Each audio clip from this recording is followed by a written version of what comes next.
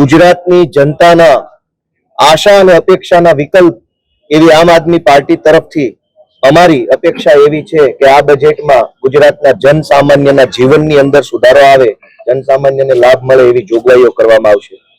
જેમ અમારા ગૃહના નેતા માનની ચૈતરભાઈએ કહ્યું તેમ કે ગામડામાં ખેતી કરતા ખેડૂતોને 24 કલાક અને મફત વીજળી ખેતીવાડી માટે મળે, જેમ પંજાબમાં આમ આદમી પાર્ટીની સરકાર ખેડૂતોને મફત વીજળી આપી રહી છે, એ પણ દિવસે, તો ગુજરાતના ખેડૂતોને દિવસે મફત વીજળી મળે એવી કંઈક જાહેરાત આજે થાય એવી અમે અપેક્ષા ગુજરાતના ખેડૂતો વતી રાખીએ છીએ।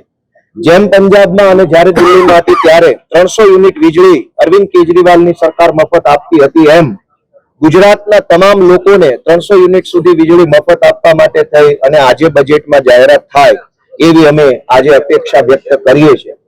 ગુજરાતની અંદર ભગવાનની દયા છે, અહીંયા પહાડો છે, નદીઓ છે, દરિયો છે, ઝરણા બધું જ છે, પણ કેનાલનું નેટવર્ક પૂરતું નથી। એટલા માટે ગુજરાતના અનેક હેક્ટર જમીનની અંદર આજે પણ સિંચાઈનું પાણી પહોંચ્યું નથી।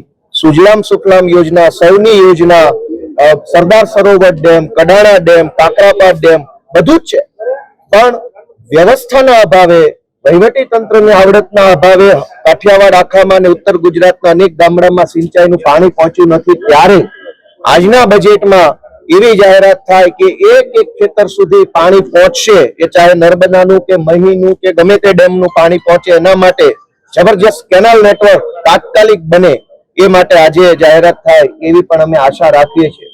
શહેરોમાં રહેતા લોકો શિક્ષણ અને સ્વાસ્થ્યના નામે મોંઘવારીથી પીડાઈ રહ્યા છે।